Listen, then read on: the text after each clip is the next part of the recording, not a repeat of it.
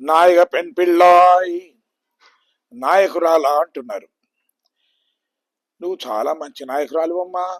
ఎందుకంటే అసలు మమ్మల్ని అందరినీ కూడా కృష్ణ పరమాత్ముడి దగ్గరికి తీసుకొని వెళుతానని చెప్పి నువ్వు మేమందరం బయట చలిలో ఉంటే నువ్వు ఇంట్లో పడుకుంటావా? ఇదేనా నాయక లక్షణాలు అంటూ అంటారు. అంటే నాయకుల లక్షణాలు ఎలా ఉండాలి అంటే అందరి కోరికలు తీరిన తర్వాత తన కోరిక తీర్చుకోవాలి. ఏదైనా లాభం కలిగేది ఉందనుకోండి, ఆ లాభం అనేది తన వెంట ఉన్న వాళ్ళందరూ ఆ లాభాన్ని పొందిన తరువాత అప్పుడు నాయకుడు అనుభవించాలి. అంతేగాని దొరికింది కదా అని చెప్పి మొదలు నాయకుడే దాన్నంతా అనుభవించి తరువాత వాళ్లకు లేకుండా చేయడం అనేది నాయకుడి లక్షణం కాదు అని చెప్తారు. ఆ ఫలాన్ని తాము అనుభవించడం అది నాయకుడి లక్షణం కాదు. నాయకులు తాము నమ్మిన సిద్ధాంతం పట్ల, తరువాత ఆ సంస్థ పట్ల లేదా సభ్యుల పట్ల వాళ్లకు పచ్చి అభిమానం ఉండాలి. పిచ్చిగా ఉండాలి. అభిమానం అంటే ఎంత అభిమానం అంటే అదే అసలు నా సర్వస్వం అనేటువంటి భావన ఆ విధంగా ఉండాలి. అందుకే ఇలా మనకు ఒక విషయం చెప్తారు. అంటే ఈ రోజుల్లో ఎలా ఉంది అని ఆలోచిస్తుంటే నాయకుల లక్షణాలు అందరు కాదు, అందరూ చాలా మంది నాయకులు నిజంగా ఇలాంటి నిస్వార్థ బుద్ధితోని తమ సమాజం కానీ తమ సంస్థ కానీ అభివృద్ధి చెందాలనే చూస్తారు. కానీ అక్కడ కొందరు నాయకులు కూడా మనకు కనిపిస్తూ ఉంటారు. వాళ్ళు ఎలా ఉంటారు అంటే ఒక చిన్న ఉదాహరణ. ఒక ఫ్యాక్టరీ ఉండేదట. ఆ ఫ్యాక్టరీలో ఉండేటువంటి ఆ వర్కర్స్ అందరు ఉంటారు కదా, వాళ్ళందరూ కలిసి ఏదో కొన్ని కోరికలు కోరారు. యాజమాన్యం అంగీకరించలేదు. సరే, ఈ రోజు మధ్యన పేచి వచ్చింది. చివరికి వీళ్ళు స్ట్రైక్ చేయడం మొదలుపెట్టారు. వాళ్ళు యాజమాన్యం ఏం చేసిందంటే మీరు స్ట్రైక్ చేస్తారా అంటూ తను లాకౌట్ చేసింది. మొత్తం సంస్థను మూసేసింది. పాపం వీళ్ళందరూ వీధిలో పడ్డారు. పడతారు ఏం చేయాలి ఈ విధంగా చాలాసేపు ఆ నాయకులకు వీళ్ళకి కొన్ని ఘర్షణలు జరిగాయి. అయితే ప్రభుత్వం కల్పించుకొని మధ్యవర్తిగా ఒక అధికారిని నియమించారు. ఆ అధికారి నిర్ణయం నియమించారు. సరే, అధికారి వచ్చిన మొదలు ఈ కార్మిక నాయకులందరినీ పిలిచి అడిగారు, మీకు ఏం కావాలి కోరికలు అని. సరే, వాళ్ళకు ఉండే కోరికలు చెప్పారు. మా 10 కోరికలు ఉన్నాయండి అన్నారు. ఓహో, ఏమిటి అవి చెప్పండి అన్నారు. ఏం లేదు, మా పిల్లలకు స్కూల్ లేదు ఇక్కడ, మాకు స్కూల్ కట్టించాలి అన్నారు. నిజమే కదా, మరి స్కూల్ అంటే కావాల్సిందే, పిల్లలు చదువు రావాలి కదా. సరే, అంత పెరిగిన కొందరు పిల్లలు ఉన్నారు, వాళ్ళు ఎక్కడో దూరంగా వెళ్ళి చదువుతున్నారు, వాళ్ళకు వ్యాన్ వసతి కల్పించాలి, అది సమంజసమే.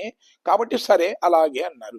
అంతేకాకుండా ఇక్కడ వైద్యశాల లేదండి, మాకు ఏమైనా రోగాలు వస్తే చేస్తే మేము ఎక్కడికో పోవలసిన పరిస్థితి ఏర్పడుతుంది, కాబట్టి మాకు ఇక్కడ ఒక వైద్యశాల కావాలి అన్నారు. ఈ కోరిక కూడా కావాల్సిందే కదా, నీ సమంజసమైన కోరికనే, సరే అది కూడా ఏర్పాటు చేద్దాము అన్నాడు. అంతేకాకుండా మాకు ధరించడానికి మాకేమిటంటే ఆ సంవత్సరానికి మాకు 2 డ్రెస్సులు ఇస్తున్నారు, అవి కాటన్ ఇస్తున్నారు, అలా కాదు మాకు టెరీ కాటనీ కావాలి, అవి కూడా 4 డ్రెస్సులు కావాలి అన్నాడు. అవును, మరి ఆరోగ్య దృష్ట్యా చూస్తుంటే ఊరికే మార్చుకోవాల్సి వస్తుంది కదా, కాబట్టి సరే దాన్ని కూడా ఒప్పుకున్నారు. కాదు మాకు సబ్బులు ఎక్కువ కావాలి అది అన్నారు. ఇట్లా వీళ్ళు 10 కోరికలు చెప్పారు. అన్నారు, అసలు ఇవన్నీ కూడా సమంజసమైన కోరికలే కదనండి, తీర్చడానికి ఏముంది, తీర్చేద్దాం ఇవి అన్నాడట. అనగానే వెంటనే నాయకులు వెళ్ళి కాళ్ళ మీద పడ్డారట. అన్నారు, ఎందుకయ్యా అసలు ఏంటి, మీ కోరికలన్నీ తీర్చాను కదా, ఎందుకు ఈ విధంగా కాళ్ళ మీద పడుతున్నారు అన్నాడు. ఆ నాయకులు అన్నారు, స్వామి అది కాదు సార్, మాకు కావాల్సింది ఏమిటి, 10 కోరికలు మీరు అంగీకరించవద్దు అన్నారట. మీరు 10 కోరికలు కోరారు కదనయ్యా అన్నాడు ఆయన. కాదు, ఉన్నాయే 10 కోరికలు మాకు కావాల్సినవి. ఈ 10 కోరికలు నెరవేరితే రేపటి నుంచి మా వెంబడి ఉంటాడు, మా నాయకత్వం ఎవరికి మేము నాయకత్వం వహించాలి. కాదు, ఇగో ఈ 5 కోరికలు మీరు మన్నించండి అన్నాడు. నవ్వాడు ఆయన. నవ్వి సరేలే అన్నాడు. అనగానే వెంటనే అందరు సంతకాలు పెట్టారు, చేశారు, ఒప్పందం ఏర్పడింది. బయటకు వచ్చిన తర్వాత మనం అందరం కూడా కలిసికట్టుగా ఉన్నాం కాబట్టి, మీరందరూ మాకు సహకరించారు కాబట్టి ఇప్పుడు యాజమాన్యంతో మేము కొట్లాడి 5 కోరికలు మేము నెరవేర్చాం. మీరందరూ ఇదే విధంగా సహకరిస్తే, మీరందరూ మాతో ఉంటే మరి 5 కోరికలు కూడా మేము నెరవేరుస్తాము అన్నారట. యూనియన్ జిందాబాద్, నాయకులకు జై జై జై అన్నారట. అంటే ఈ విధంగా కూడా ఈ రోజున నాయకత్వ లక్షణాలు ఈ విధంగా మారిపోయాయి కొన్ని. కానీ అలా ఉండవద్దు. ఎందుకంటే నాయకులు అన్నవాళ్ళు ముందుండాలి. దేనికి? తాము పనిచేయడానికి ముందుండాలి, ఫలితాన్ని అందుకోవడానికి అందరికన్నా వెనక ఉండాలి. అందుకే వీళ్ళు అంటున్నారు, మేమందరం ఇంత ఆర్తిగా ఆ భగవంతుని యొక్క దివ్య దర్శనము ఎప్పుడవుతుందా అంటూ మేమందరము సరిగా నిద్రలు కూడా పోకుండా ఈ విధంగా బయటకు వచ్చేస్తే, నువ్వేంటమ్మా, నువ్వు బయటకు రావడం ఏం లేదు.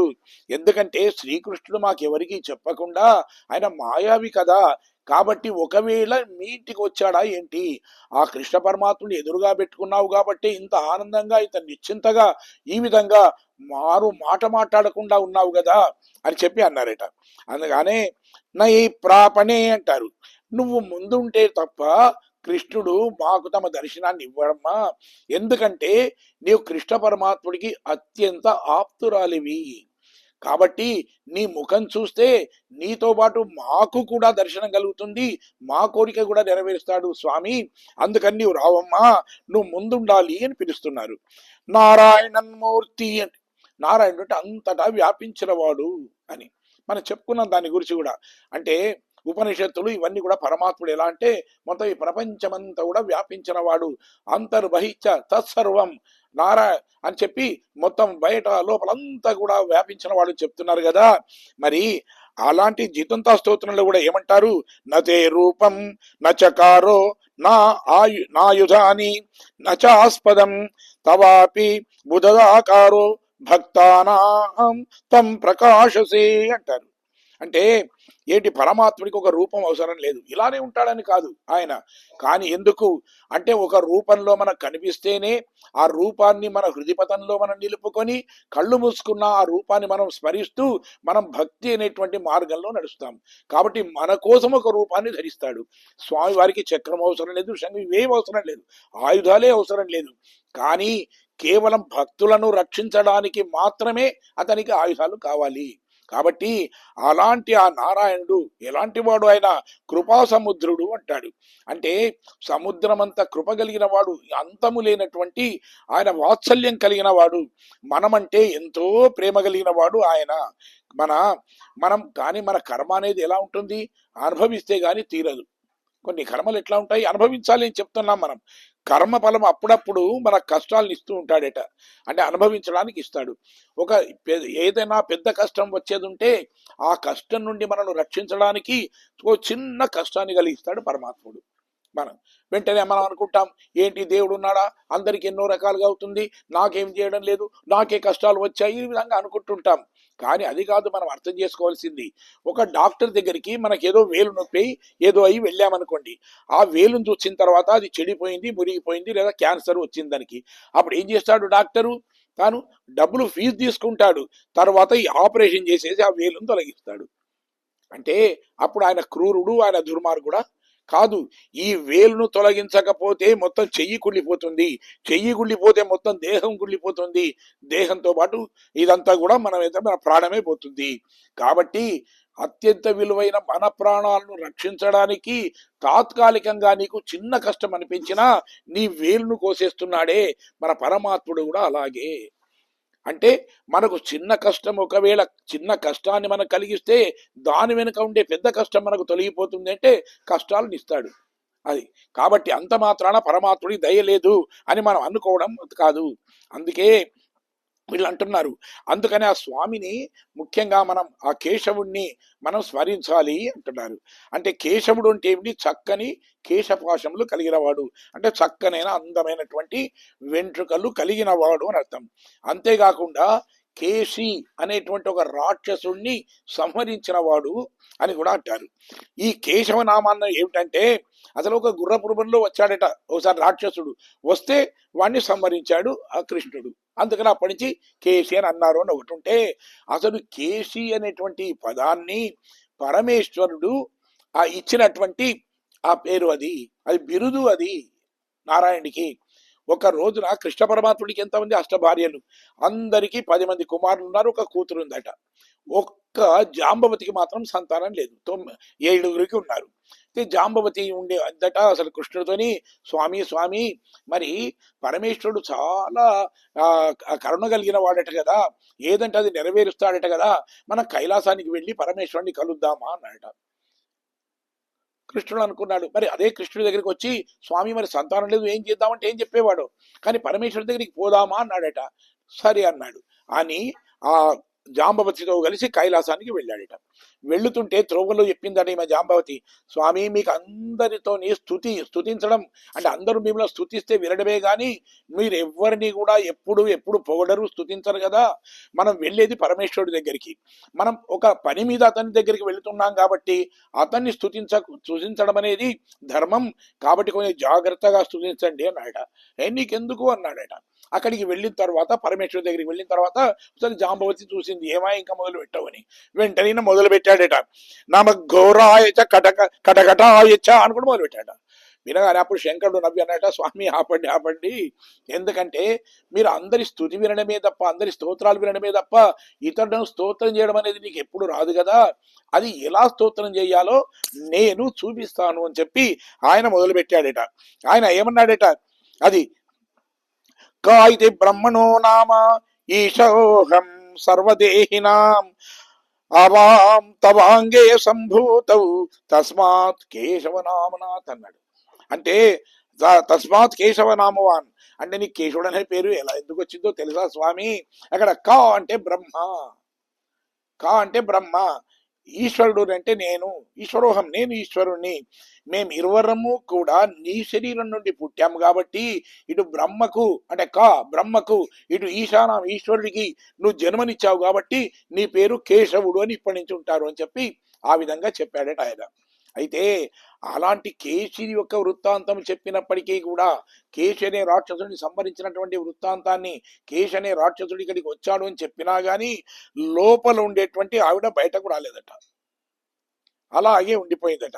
అయితే అప్పుడు బయట ఉన్న వాళ్ళు అంటున్నారు, కేశవనై పాడవం నీకేట్టే కిడత్తియో అంటున్నారు. అంటే పరమాత్మ నామాన్ని పాడుతున్నప్పటికీ కూడా నువ్వు బయటకు రావా, కేశి అని మేము చెప్పగానే ఆ రాక్షసుడు మళ్ళీ వచ్చాడేమో, మా స్వామికి ఎంతటి కష్టాన్ని కలిగిస్తాడో అనేటువంటి ఆతృతతోని ఇది గడచినటువంటి కాలంలో జరిగింది, భూతకాలంలో జరిగింది అనేటువంటి అలాంటి ఆలోచన కూడా లేకుండా అతను ఇప్పుడే జరుగుతుందా అనేటువంటి ఆతృతతోని నీవు పరిగెత్తుకొని వస్తావు అనుకుంటే ఏమిటి, నువ్వు రావడమే లేదా, నీకు ఆయనకి ఏం అపకారం చేస్తాడో అనేటువంటి భయం కూడా నీకు కలగడం లేదా అని చెప్పి వాళ్ళు అన్నారట.